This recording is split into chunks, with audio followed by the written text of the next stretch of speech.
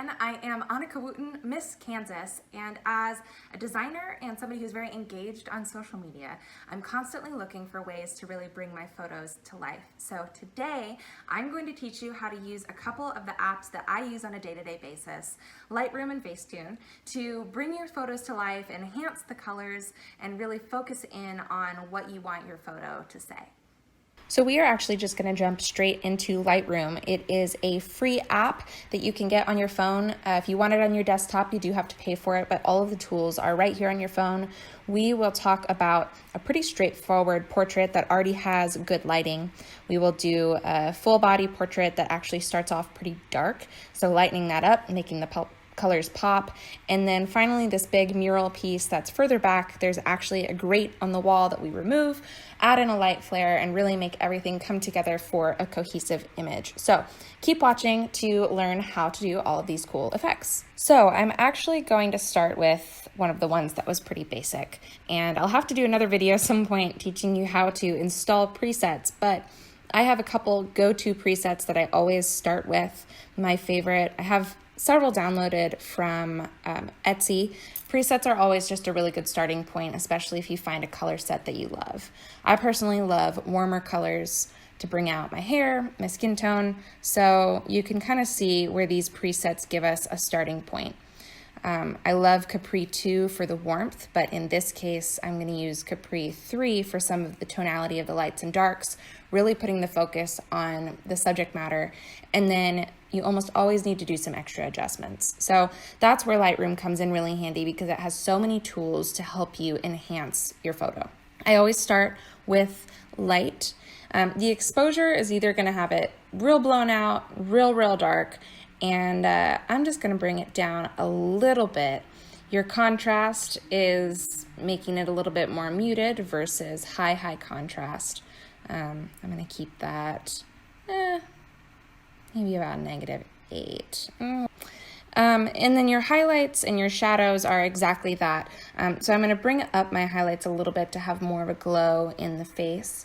And I think I'm going to leave the shadows just about where they're at. I think that they're in a pretty good level. In this case, you also have whites and blacks. So your blacks are your super darks, and then your whites are like the whites of your eyes, your teeth, any of those other top peak points of the image. And that'll kind of act similarly to your highlights and shadows scales, but a little bit of different nuance. Then I go over to the color. You have a couple straightforward bars here to adjust. In this case, like I said, I really like my photos to be warmer, so I just inch it up slightly toward the warmer side and put a little bit more magenta into this color balance. Now, the vibrance and saturation is really just a personal preference on how you want. You can go totally black and white, but the vibrance doesn't necessarily do full black and white. It's more on the hue of what we got going on. So I'm going to reset those, head over to this top right of this panel. It says mix. You can go by each color specifically, and this is pretty cool. You can change the hue from a cooler tone to a warmer tone for each color, increase and decrease the saturation, and then also the luminance. So honestly, if you want to make yourself look a little tanner, take the luminance down on orange, maybe a little less saturation, more saturation, all of a sudden you have a tan. But I don't really want that going on right now. So I'm gonna reset that. But here sometimes, especially because I'm a redhead, I will boost the reds a little bit, or in these teals, because especially with this painting, I wanna make sure that it reflects the actual colors that I was using. And I'm gonna click done. Now, something that you can do every time you're going through a photo, if you press and hold on the photo itself, it will show you what it was before, and it'll click right back to after when you release your finger. Then moving on to effects, once you download this app, you can basically come in here with any photo and mess around to the extremes on any of these scales and figure out what they do. I don't use a lot of these very often. Sometimes I use a noise reduction if there's a lot of grain going on. I don't have a lot of that in this photo. For this one, I'm pretty happy with it. And you can see that it really just brings out some of those warmer tones, enhances the subject matter of the image, and brings out. The second image that we are going to look at is a little bit darker. And again, I'm going to start with some of those presets. And instead of doing Capri 3, I'm going with Capri 2 because it does have some of those warmer tones. But this is still a little bit too dark for my taste. So I'm going to go into light. I'm going to bring up my exposure, but in that case it looks a little bit washed out. So bringing back my contrast to a little bit more of the center. And even though the overall tonality of the picture is lighter, I still feel like my highlights are a little bit blown out. So I'm going to bring my highlights down and my whites down as far as possible while still maintaining that bright vibe for the whole picture. Mess with the shadows so they're not too dark, but they still have some good depth. And then here's where I'm going to go in and mess with the selective color. So the orange or red of the skirt, and it's very attached to my hair color, so I have to be a little bit careful there, but I want it to be definitely more orangey as opposed to red. And that also, when you're using oranges and reds, you have to be aware of how it's making your skin look as well. You could go in and do some selective color, and I can cover that in a different video, but just some of those minor adjustments will get a different tonality in there, different hue to really pop that skirt and, in this case, my hair.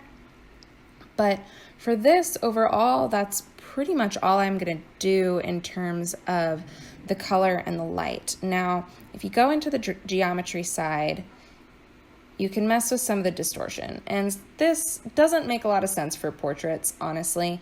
It's kind of fun to see what it does. I use it a lot more when I'm doing things with structures, houses, making sure that lines are parallel. But sometimes you can go in and it'll affect some of the lens distortion depending on where your camera was placed. So I messed with my vertical distortion just a little bit to even out some of that placement of the image. And then because it messed with the bottom edge of my photo, I go into the crop and rotate and just bring in the crop so that you're not seeing those edges. I'm going to bring it down a little bit. And this also is going to give me some guides. There's a rule of thirds in photography, and this image is very centered, but as you're cropping, you're going to see that grid that allows you to place your image in a place that makes the most sense for whatever crop you're looking for. So that's what I got for this one. Again, if you press and hold on the image, it'll go back to your original. You can even see that little distortion change and how that helped balance out the image a little bit. But that's a little trick for that one. Definitely taking a low light iPhone photo in this case to a very bright and lively photo. I'm pretty happy with this edit, and I'm going to show you the last one. All right, the last image that I'm going to roll through real fast, actually the first thing that I'm going to do is head over to optics and do enable lens correction. Now, I took this photo with a camera, not my phone, and so there's some magic that happens in Lightroom that helps it just flatten out. I mean, you can see so clearly how it just does a little bit of a lens correction to smooth things out. It's still not quite perfect in terms of the straightness of the lines, but it's a great start.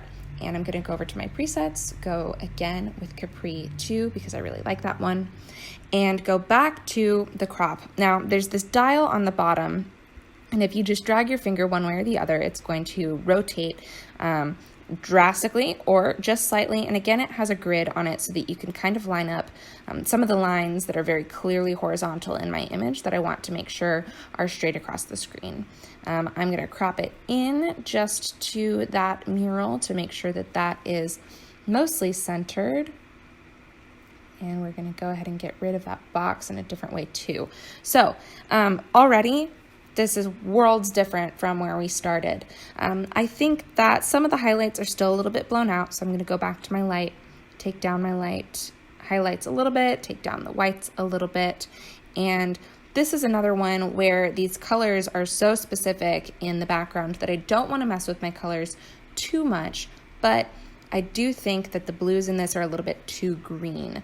Our Wichita flag has a very blue hue in the center, true blue, so I'm gonna put it on the cooler side and up the saturation just a little bit so you can see some of those flowers. Obviously it affects my blue jeans as well, but I think I like that as far as the colors go. Maybe warm it up just a tad. And then I'm actually going to save this and take it into a different app to show you how I'm going to get rid of that grate on the side. All right, so I'm actually going to use Facetune, and Facetune kind of has a bad rap, but it has some really great tools that you can use that don't have to do with editing out your pores to the point where you don't have a nose. So I'm going to go all the way over to Patch and just draw right on top of this grate over here on the left. Because I really want to get that out. It's automatically going to give you a space that it thinks you should replace it with. I'm not sure if this is random or smart, but you can move that around. So I'm going to move it to the other side of the wall. It's going to give us some weird light leaks because it's trying to bounce off the screen a little bit, but you can do a softness or a hardness on those edges, which is going to clean up some of those paint leaks where it's getting a little bit blurry. There's also an opacity element if you just want it to be sheer. Of course, we want it to be full. And then you can also flip it in terms of kind of mirroring the image. And in this case, I am going to do that to make sure that the lines are mimicking each other and going down toward the inside of the picture. Even though they're horizontal, they're slightly angled. And again, similar to Lightroom, if you hit this icon in the bottom right corner, it's the two squares overlapping, it'll show you what it looked like before.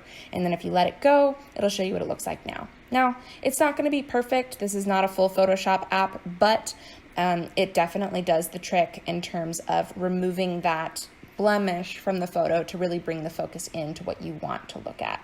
There's other things like light effects that you can add on here that are super fun, different things to give your picture a little bit different kind of personality. So sometimes I use that to clean up my images after I use Lightroom, just to, again, hone in on the focus of what the intention of the image is and bring it to life a little bit more. And that's it. Thank you for tuning into my video on how to bring your photos to life using Lightroom and a little bit of Facetune. If you use anything that you learned today, make sure to use the hashtag MissAmericaHowTo and subscribe to our YouTube channel for more content coming to you from the class of 2020. Until next time, you can follow me on social media at Annika.Wooton or MissAmericaKS, but I cannot wait to see how you bring your photos to life using the techniques you learned today. Bye guys.